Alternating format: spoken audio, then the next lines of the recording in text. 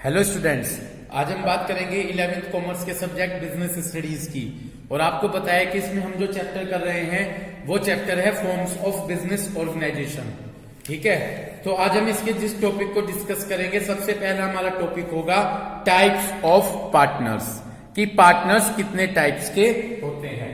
तो सबसे पहले हम अपना टॉपिक डिस्कस करेंगे टाइप्स ऑफ पार्टनर्स, कि पार्टनर्स के कितने टाइप होते हैं। तो सबसे पहले हम बात करते हैं पार्टनर्स 4 टाइप के होंगे। एक्टिव पार्टनर, स्लीपिंग पार्टनर, ठीक है ना, secret partner and nominal partners. तो जब हम पार्टनर्स के टाइप की बात करते हैं तो पार्टनर्स 4 टाइप के हो गए। Active partner, sleeping partner, secret partner and nominal partner. Okay, चलिए सबसे पहले हम बात करते हैं एक्टिव पार्टनर की। बुक पर फोकस रखिएगा। द एक्टिव पार्टनर, मिल गया टॉपिक आपको ये। The active partners participate in the management of the firm. जो एक्टिव पार्टनर होते हैं वो मैनेजमेंट में पार्टिसिपेट करते हैं, बिजनेस को मैनेज करने में पार्टिसिपेट करते हैं। समझ गए? तो जो एक्टिव पार्टनर होंगे वो बिजनेस को मैनेज करने में पार्टिसिपेट करेंगे। हिज लायबिलिटी इज अनलिमिटेड, उनकी लायबिलिटी कैसी होगी? अनलिमिटेड, यानी अगर लॉस होता है तो बिजनेस से लॉस नहीं कवर नहीं हुआ तो पर्सनल प्रॉपर्टी से भी लॉस कवर किया जाएगा। And he contributes capital in the firm, वो फर्म में कैपिटल लगाएंगे। तो 3 चीज बताई। एक्टिव पार्टनर वो होंगे जो बिजनेस को मैनेज करेंगे, जिनकी लायबिलिटी अनलिमिटेड होगी और वो कैपिटल कंट्रीब्यूट करेंगे। He get share in the profit और लॉस ऑफ द कंपनी, उन्हें कंपनी के प्रॉफिट और लॉस में भी शेयर मिलेगा। तो वो एक्टिव पार्टनर हो गए। तो एक्टिव पार्टनर में आपको 4 पॉइंट्स पर कंसीडर करना है। पहला पॉइंट क्या है? वो बिजनेस को मैनेज करेंगे। पहला पॉइंट क्या है? वो बिजनेस को मैनेज करेंगे, उनकी लायबिलिटी अनलिमिटेड होगी, वो कैपिटल कंट्रीब्यूट करेंगे और प्रॉफिट और लॉस में उनको शेयर मिलेगा, उसे हम एक्टिव पार्टनर कहेंगे। समझे? 4 चीज। यस, बिजनेस को मैनेज करेंगे, लायबिलिटी अनलिमिटेड होगी, कैपिटल कंट्रीब्यूट करेंगे और प्रॉफिट और लॉस में उनको शेयर होगा, वो एक्टिव पार्टनर होते हैं। ओके।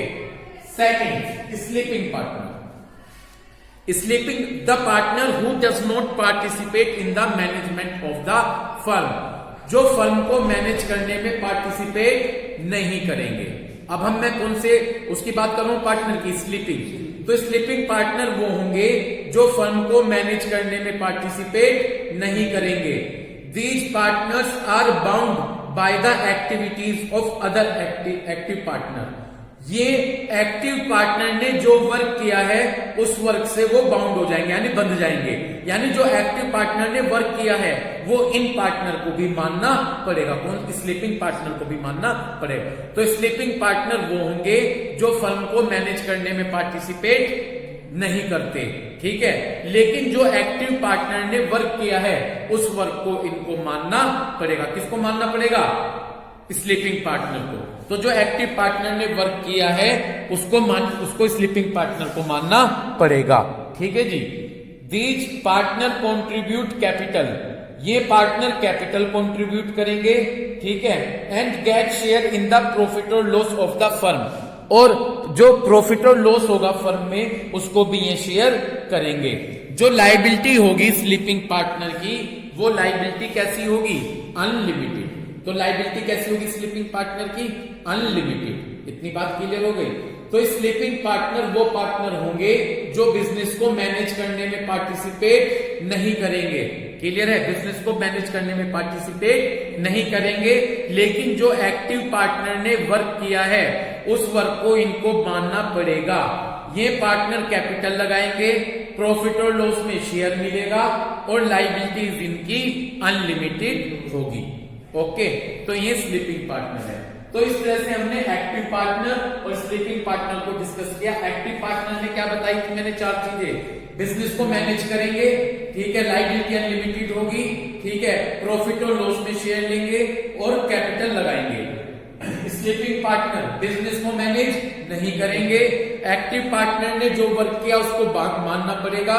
प्रॉफिट और लॉस में शेयर इनको करना पड़ेगा और कैपिटल कंट्रीब्यूट करेंगे और लायबिलिटी अनलिमिटेड होगी। ओके, नेक्स्ट है द सीक्रेट पार्टनर। नेक्स्ट क्या है? Secret partner. Secret partner is one whose relation with the firm is not known to outsider। Secret partner वो होंगे जिनका फर्म के साथ रिलेशन आउटसाइड पार्टी, जो पार्टनरशिप के बाहर के पार्टी हैं, उनको नहीं पता होगा। ठीक है ना? तो secret partner is one, secret partner वो होंगे whose relation with the firm, जिनका फर्म के साथ रिलेशन आउटसाइडर को पता नहीं होगा। जी, जो पार्टनर होगा, ठीक है, ये सीक्रेट पार्टनर होते हैं जो ये पार्टनरशिप फर्म में पार्टनर है, लेकिन इस बात का पता जो आउटसाइड बाहर पार्टनरशिप के बाहर बंदे होंगे उनको इस बात का पता नहीं होगा। तो सीक्रेट पार्टनर वो होंगे, ठीक है, जिनका रिलेशन फर्म के साथ किसको नहीं पता होगा? आउटसाइडर को नहीं पता होगा। ही कंट्रीब्यूट कैपिटल, वो कैपिटल लगाएंगे। Participate actively in the management में एक्टिवली पार्टिसिपेट करेंगे और उनकी लायबिलिटी क्या होगी? अनलिमिटेड होगी। तो वो कैपिटल भी लगाएंगे, मैनेजमेंट में एक्टिवली पार्टिसिपेट भी करेंगे और उनकी लायबिलिटी अनलिमिटेड होगी। समझ गए? तो सीक्रेट पार्टनर वो पार्टनर होंगे जिनका रिलेशन आउटसाइड पार्टीज को पता नहीं होगा। ये कैपिटल भी लगाएंगे, पार्टिसिपेट भी करेंगे और लायबिलिटी कैसी होगी? अनलिमिटेड होगी। नेक्स्ट लास्ट पार्टनर है नॉमिनल पार्टनर। तो लास्ट पार्टनर कौन है जी? Nominal partner. The nominal partner are not the real partner of the firm. Nominal partner firm के रियल पार्टनर नहीं होंगे। ये क्या नहीं, सुनो, ये वो पार्टनर हुए हैं जैसे मेरा कोई फ्रेंड है, ठीक है, और उसकी रेपुटेशन मार्केट में बड़ी अच्छी है, तो मैंने उसकी रेपुटेशन का फायदा उठाने के लिए उसका नाम चला दिया कि हमारे लिए हमारे यहाँ क्या है? पार्टनर है। जैसे कोई ए पर्सन है, विराट कोहली उसका फ्रेंड है, ठीक है, अब उनका रिलेशन इतना अच्छा है तो उसने विराट कोहली का एडवांटेज लेने के लिए उसे क्या दिखा दिया? अपने उसमें पार्टनर, ठीक है, ताकि उसका बेनिफिट मिल सके। क्लियर है भाई बात? तो यही बताया गया है कि नॉमिनल पार्टनर वो पार्टनर होंगे जो पार्टनरशिप फर्म में रियल पार्टनर नहीं होंगे। These partner do not contribute any capital, ये पार्टनर कोई कैपिटल नहीं लगाएंगे। Do not participate in the management, ये मैनेजमेंट में पार्टिसिपेट नहीं करेंगे। Do not have unlimited liability, इनकी कोई अनलिमिटेड लायबिलिटी नहीं होगी। Do not get any share in the profit और लॉस ऑफ द फर्म, इन्हें फर्म के प्रॉफिट और लॉस में कोई शेयर नहीं मिलेगा।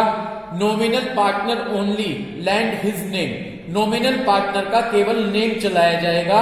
And reputation for the benefit, और उसकी रेपुटेशन का फायदा लिया जाएगा।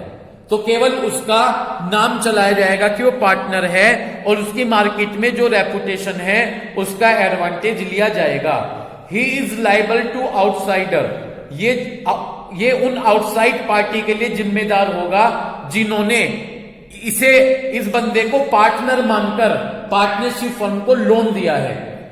जिन आउटसाइड पार्टी ने इस बंदे को पार्टनर मानकर पार्टनरशिप फर्म को लोन दिया है तो उस लोन के लिए ये पार्टनर जिम्मेदार होगा, क्योंकि उन्होंने इसे पार्टनर मानकर पार्टनरशिप फर्म को क्या दिया है? लोन दिया है।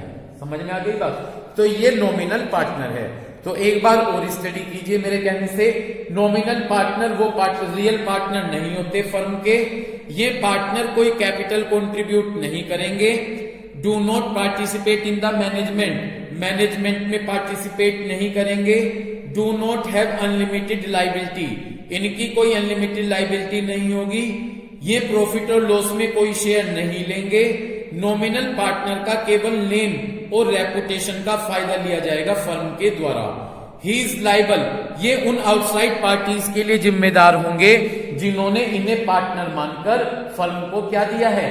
लोन दिया है। तो उन पार्टीज के लिए ये नॉमिनल पार्टनर रेस्पॉन्सिबल होंगे। ठीक है। तो स्टूडेंट ये था नॉमिनल पार्टनर। इस तरह से हमने टाइप ऑफ पार्टनर्स टॉपिक की स्टडी की। फर्स्ट हमारे पार्टनर है एक्टिव पार्टनर, सेकंड रहा स्लीपिंग पार्टनर, थर्ड रहा सीक्रेट पार्टनर, और एट द एंड हमने स्टडी किया कि नॉमिनल पार्टनर क्या होते हैं। अब हम बात करेंगे अपने नेक्स्ट टॉपिक की। नेक्स्ट टॉपिक है हमारा माइनर पार्टनर। क्या है जी? Minor partner. पढ़िएगा इस टॉपिक को, अपनी बुक से ध्यान से पढ़िएगा। The partnership act 1932 does not permit a minor to become a partner in the partnership firm. जो पार्टनरशिप एक्ट 1932 है वो एक माइनर को पार्टनरशिप फर्म में एडमिट नहीं करता। यस, माइनर वो होगा जिसने अपनी 18 ईयर की एज क्रॉस नहीं की है। जो 18 ईयर से कम है वो माइनर कहलाएगा। समझ गए? तो माइनर कौन होगा? जिसने अपनी एज के 18 ईयर्स कंप्लीट नहीं किए हैं, वो माइनर होगा। तो पार्टनर हु डज नॉट, यहां पर सॉरी, द पार्टनरशिप एक्ट 1932, जो पार्टनरशिप एक्ट 1932 है वो माइनर को एक पार्टनर के तौर पर एडमिट नहीं करता। Minor can only be admitted, minor को पार्टनर बनाया जा सकता है जब फर्म को इससे फायदा होगा। जी, वैसे तो पार्टनरशिप एक्ट 1932 ये कहती है कि माइनर को क्या नहीं बनाया जाएगा? पार्टनर। माइनर कौन होगा? जिसने 18 साल की एज पूरी नहीं की है। यदि वो पार्टनर बनने जा रहा है तो ये जो हमारी पार्टनरशिप एक्ट है वो मना करती है कि माइनर को क्या नहीं बनाना चाहिए? पार्टनर। लेकिन माइनर को तब पार्टनर बना सकते हैं जब माइनर के आने से पार्टनरशिप फर्म को फायदा होगा। ठीक है। वैसे तो माइनर को क्या नहीं बना सकते? पार्टनर। कब बना सकते हैं? जब उससे पार्टनरशिप फर्म को कोई फायदा होगा। समझ गए? Minor partner do not contribute any capital, minor partner कोई कैपिटल नहीं लगाता। ठीक है ना जी। These partner are not allowed to participate in the management of the firm, ये पार्टनर फर्म को मैनेज करने में पार्टिसिपेट नहीं करते। तो माइनर पार्टनर ना तो कैपिटल लगाएंगे, ना इन्हें अलाउ किया जाता है कि आप फर्म को मैनेज करने में पार्टिसिपेट करो। The minor partner is liable to outsider, minor partner outsider के लिए जिम्मेदार होगा। जो आउटसाइड पार्टी हैं उनके लिए उसकी जिम्मेदारी होगी। He does not get any share in the loss, minor partner को लॉस में कोई शेयर नहीं दिया जाएगा। He get only share in the profit, उसे केवल किसमें शेयर दिया जाएगा? प्रॉफिट में। सारी बुक की लाइन स्टडी कर रहा हूं। तो पार्टनरशिप एक्ट 1932 ये कहती है कि माइनर को पार्टनर नहीं बनाया जा सकता, लेकिन यदि पार्टनरशिप फर्म को फायदा है तो माइनर को पार्टनर बनाया जा सकता है। माइनर पार्टनर कैपिटल कंट्रीब्यूट नहीं करता, यानी वो कोई कैपिटल नहीं लगाएगा। These partner are not allowed, इन पार्टनर को फर्म को मैनेज करने में पार्टिसिपेट नहीं करते। ये माइनर आउटसाइड पार्टी के लिए लाइबल होंगे। ही डज नॉट गेट, इन्हें लॉस में कोई शेयर नहीं मिलेगा, इन्हें केवल प्रॉफिट में शेयर मिलेगा। अगला भी पैरा पढ़ो। On after attaining the age of majority, जैसे ही वो 18 साल से ज्यादा का हो जाएगा। After attaining the age of majority, जैसे ही वो 18 साल से ज्यादा का हो जाएगा तो minor has to give a public notice, तो माइनर को एक पब्लिक नोटिस देना पड़ेगा और नोटिस देकर बताना पड़ेगा वेदर ही विल रिमेन, कि वो पार्टनर बने रहना चाहता है या नहीं। तो जैसे ही माइनर 18 साल से ज्यादा का हो जाएगा तो उसे एक पब्लिक नोटिस देना पड़ेगा। उस नोटिस में ये बताना पड़ेगा कि वो पार्टनर बने रहना चाहता है या नहीं। If he does not give any notice, और यदि वो कोई नोटिस नहीं देता है एक प्रिस्क्राइब पीरियड, एक निश्चित टाइम में, then he will be deemed, तो उसे एक एक्टिव पार्टनर मान लिया जाएगा। तो जब माइनर 18 साल से ज्यादा का हो जाएगा तो उसे एक पब्लिक नोटिस देना पड़ेगा कि वो पार्टनर बने रहना चाहता है या नहीं। यदि एक निश्चित टाइम में नोटिस नहीं देता तो ये मान लिया जाएगा एक वो एक्टिव पार्टनर है। On attaining the age of majority, जब वो 18 साल से ज्यादा का हो जाएगा, his liability will become unlimited, उसकी लाइबिलिटी कैसी हो जाएगी? Unlimited. And he will get share in the profit, और उसे प्रॉफिट में भी शेयर मिलने लगेगा, प्रॉफिट में भी मिलेगा और लॉस में भी मिलेगा।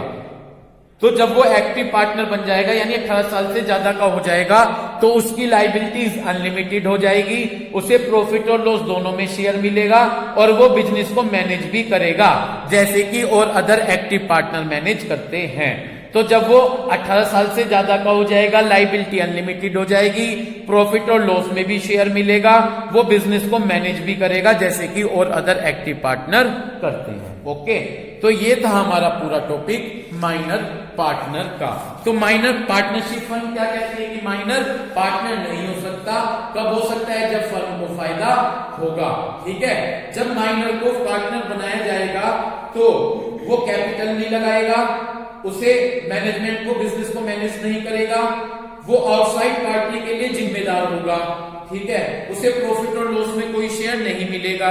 लेकिन जब 18 साल से ज्यादा का हो जाएगा तो उसे एक नोटिस देना पड़ेगा जिसमें बताना होगा कि वो पार्टनर बने रहना चाहता है या नहीं, और यदि वो नोटिस नहीं देता तो उसे एक्टिव पार्टनर मान लिया जाएगा। और जब वो 18 साल से ज्यादा का हो जाएगा तो उसकी लाइबिलिटी अनलिमिटेड हो जाएगी, उसे प्रॉफिट और लॉस में भी शेयर मिलेगा, वो मैनेजमेंट में भी पार्टिसिपेट करेगा। ओके, नेक्स्ट और आज का लास्ट टॉपिक हमारा है पार्टनरशिप डीड। ये इंपॉर्टेंट टॉपिक है, इसे मोस्ट इंपॉर्टेंट टॉपिक लिख लीजिए। पहले मैं ओरली समझा दूं, पार्टनरशिप डीड एक ऐसा डॉक्यूमेंट होता है जिसमें पार्टनरशिप के रूल्स और रेगुलेशन रिटन में दिए होते हैं। तो पार्टनरशिप डीड क्या होगा? पार्टनरशिप डीड एक ऐसा डॉक्यूमेंट होगा जिसमें पार्टनरशिप के रूल्स और रेगुलेशन रिटन में दिए गए होंगे। पढ़िए, the document containing the term and condition of the partners. जिस डॉक्यूमेंट्स में पार्टनरशिप की टर्म्स और कंडीशन होगी उसे हम पार्टनरशिप डीड कहते हैं। समझ गए? तो जिस अंडरलाइन कर लो टर्म्स और कंडीशन। तो जिस डॉक्यूमेंट्स में पार्टनरशिप की टर्म्स और कंडीशन होगी उसे हम क्या कहेंगे? पार्टनरशिप डीड कहेंगे। टर्म और कंडीशन को रूल्स और रेगुलेशन भी कह सकते हैं। क्या कह सकते हैं? रूल्स और रेगुलेशन। तो जिस डॉक्यूमेंट्स में पार्टनरशिप की टर्म्स और कंडीशन होंगी उसे हम पार्टनरशिप डीड कहते हैं। ये स्टैम्प पेपर की तरह होता है। पार्टनरशिप डीड किसकी तरह होगा? एक स्टैम्प पेपर की तरह होता है जिस पर पार्टनरशिप की रूल्स, रेगुलेशन, टर्म और कंडीशन रिटन में होते हैं। It also contain the right and duties of the partnership firm. इसमें पार्टनरशिप फर्म की राइट और ड्यूटीज भी होंगी। क्या होंगी? राइट और ड्यूटी। तो पार्टनरशिप डीड एक ऐसा डॉक्यूमेंट होता है जिसमें पार्टनरशिप के टर्म्स और कंडीशन दी होती हैं। तो पार्टनरशिप डीड क्या है? एक डॉक्यूमेंट जिसमें पार्टनरशिप की क्या दी गई होंगी? टर्म्स और कंडीशन दी गई होंगी। ये स्टैम्प पेपर की तरह होगा जिसमें पार्टनरशिप के रूल्स, रेगुलेशन, टर्म और कंडीशन रिटन में होंगी। क्लियर है? इसमें पार्टनरशिप फर्म के राइट्स और ड्यूटीज भी होती हैं। ठीक, अब पढ़िएगा कॉमन, इसमें पार्टनरशिप डीड में क्या क्या चीज होगी, क्या क्या कंटेंट्स होंगे। First, name of the firm. Partnership deed में सबसे पहले क्या बताया जाएगा कि पार्टनरशिप फर्म का क्या नेम है। क्या बताया जाएगा कि पार्टनरशिप फर्म का क्या नेम है। समझ में आ गया? Second, name. ये चीजें पार्टनरशिप डीड में बताई जाएंगी। वैसे तो पार्टनरशिप डीड में पार्टनरशिप के रूल्स और रेगुलेशन आते हैं। ठीक है, पार्टनरशिप डीड में ये सभी चीजें बताई जाएंगी। सबसे first, name of the firm, कि फर्म का क्या नेम है। समझ में आ गई बात? Name and second, name and address of the partners. Partners के क्या नेम है और उनका घर का क्या एड्रेस है, उनका रेजिडेंशियल एड्रेस क्या है। तो सबसे पहले पॉइंट में तो क्या बताया? फर्म का नेम क्या है। सेकंड, पार्टनर्स का नेम और एड्रेस क्या है।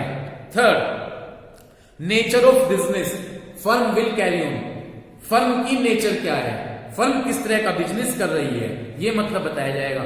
नेचर ऑफ बिजनेस में क्या बताया जाएगा? यस, नेचर ऑफ बिजनेस में क्या बताया जाएगा कि फर्म किस तरह का बिजनेस कर रही है। Place of business, address of office. इसमें पार्टनरशिप डीड में ये बताया जाएगा कि ऑफिस का एड्रेस क्या है, ऑफिस हमारा किस जगह पर है। Fifth, capital contributed by each partner. प्रत्येक पार्टनर ने कितनी कैपिटल कंट्रीब्यूट की है, ये बताया जाएगा कि हर एक पार्टनर ने कितनी कैपिटल कंट्रीब्यूट की है। समझ में आ गई बात? Profit sharing ratio of partner. Partner का प्रॉफिट शेयरिंग रेशो क्या है। जैसे कि यस, एबीसी 3 पार्टनर हैं, वो कह रहे हैं हम तो प्रॉफिट इक्वली बांटेंगे, तो 1:1:1। ओके, तो प्रॉफिट शेयरिंग रेशो में बताया जाएगा कि पार्टनर अपना प्रॉफिट किस रेशो में डिस्ट्रीब्यूट करते हैं। समझ में आ गया? तो भाई एक बार पहले पॉइंट में क्या था, फर्म का नेम क्या है, सेकंड पार्टनर का क्या नेम है और उनका क्या एड्रेस है, थर्ड बिजनेस जो पार्टनरशिप फर्म है उनके बिजनेस की क्या नेचर है, प्लेस ऑफ बिजनेस, बिजनेस का क्या प्लेस है, एड्रेस ऑफिस बताया जाएगा, कितनी कैपिटल पार्टनर ने कंट्रीब्यूट की है, उनका प्रॉफिट शेयरिंग रेशो क्या है, जैसे वो बता दिया एबीसी अपना प्रॉफिट किस रेशो में डिस्ट्रीब्यूट करते हैं, 1:1:1। 7 right and duties of the partners, ठीक है, जो पार्टनर्स होंगे उनके क्या राइट्स और ड्यूटीज होंगी, किनकी, पार्टनर्स की क्या राइट और ड्यूटीज हैं। Mode of maintaining account, partnership firm में जब अकाउंट्स की बुक तैयार की जाएंगी तो किस तरह से तैयार की जाएंगी। मोड ऑफ मेंटेनिंग अकाउंट्स का मतलब पार्टनरशिप की जब अकाउंट्स की बुक तैयार की जाएंगी तो वो किस तरह से अकाउंट्स की बुक तैयार की जाएंगी। Okay, 9 rate of interest payable to partner on their capital, partner ने जो अपनी कैपिटल इन्वेस्ट की है, पार्टनर ने जो कैपिटल पार्टनरशिप फर्म में लगाई है उस पर उन्हें क्या इंटरेस्ट मिलेगा। ठीक है, समझ गए। Rate of interest to be paid, sorry 9 point दोबारा से फोकस करें, सही बताया मैंने लेकिन 9 पॉइंट दोबारा फोकस करें। Rate of interest payable to partner on their capital, partner ने जो अपनी कैपिटल लगाई है उस कैपिटल पर उन्हें क्या इंटरेस्ट रेट मिलेगा। 10 the rate of interest to be paid by partner on amount withdraw by them, withdraw के नीचे अंडरलाइन कर ले, पार्टनर ने जो भी पार्टनरशिप फर्म से अमाउंट निकाली है उस पर पार्टनर किस रेट से इंटरेस्ट पे करेगा। तो पहले पॉइंट में तो बताया कि पार्टनर ने जितनी कैपिटल लगाई उस कैपिटल पर पार्टनर को कितना इंटरेस्ट मिलेगा, और इस 10th पॉइंट में बताया कि पार्टनर ने बिजनेस से जितनी अमाउंट निकाली उस पर उन्हें कितने रेट से इंटरेस्ट पे करना पड़ेगा। Okay, next 11 amount of salary payable to partner, partner को कितनी सैलरी पे की जाएगी, पार्टनर को कितनी सैलरी पे की जाएगी। Okay, provision regarding retirement and dissolution, यदि अंडरलाइन करो पहले रिटायरमेंट पर, यदि कोई पार्टनर रिटायर होना चाह रहा है तो उसके क्या प्रोविजन है, उसके क्या रूल्स और रेगुलेशन है, समझ में आ गई। तो प्रोविजन रिगार्डिंग रिटायरमेंट का मतलब ये बताया कि यदि पार्टनर रिटायर होना चाह रहा है तो उसके क्या रूल्स और रेगुलेशन है। एंड डिसोल्यूशन का मतलब यदि पार्टनरशिप फर्म एंड होने जा रही है तो उसके क्या रूल्स और रेगुलेशन है। तो पार्टनर रिटायर होना चाह रहा है तो उसके क्या रूल्स और रेगुलेशन है, और पार्टनरशिप फर्म डिसॉल्व होने जा रही है तो क्या रूल्स और रेगुलेशन होंगे। 13 method of solving dispute, dispute का मतलब झगड़ा, कॉन्फ्लिक्ट, यदि पार्टनर्स के बीच में कोई डिस्प्यूट हो गया तो उसका सॉल्यूशन किस मेथड से किया जाएगा। ये सब चीजें कहां पर बताई जाएंगी, पार्टनरशिप डीड में बताई जाएंगी। यदि पार्टनर के बीच में कोई डिस्प्यूट हो गया तो उसका सॉल्यूशन किस तरह से किया जाएगा। और 14 last point whether interest is payable on the loan provided by the partner, कि यदि पार्टनर ने पार्टनरशिप फर्म को कोई लोन दिया है तो उस पर पार्टनर को किस तरह से इंटरेस्ट, कितना इंटरेस्ट दिया जाएगा। लास्ट पॉइंट बताता है कि यदि पार्टनर ने पार्टनरशिप फर्म को लोन दिया है तो उस पर पार्टनर को कितने रेट से इंटरेस्ट पे किया जाएगा। तो ये सभी कंटेंट्स थे पार्टनरशिप डीड के, ये सभी कंटेंट्स किसके थे, पार्टनरशिप डीड के। तो स्टूडेंट्स आज हमने स्टडी किया कि पार्टनर्स के क्या टाइप्स हैं, माइनर पार्टनर्स का में क्या कंडीशन अप्लाई होगी, और पार्टनरशिप डीड क्या होता है, और पार्टनरशिप डीड्स के क्या कंटेंट्स हैं। तो स्टूडेंट्स आज के जो टॉपिक थे ये सभी टॉपिक हमारे मोस्ट इंपोर्टेंट हैं। टाइप्स ऑफ पार्टनर भी एक इंपॉर्टेंट टॉपिक है, और जो मैंने डिस्कस किया है लास्ट वाला पॉइंट आपको पार्टनरशिप डीड और माइनर पार्टनर भी ले सकते हैं, ये तीनों टॉपिक आपके लिए बहुत ज्यादा इंपॉर्टेंट हैं। तो उम्मीद करूंगा कि जब आप इस वीडियो को देखेंगे तो आप इन सभी कंसेप्ट को बड़े अच्छे से क्लियर करेंगे। Thank you.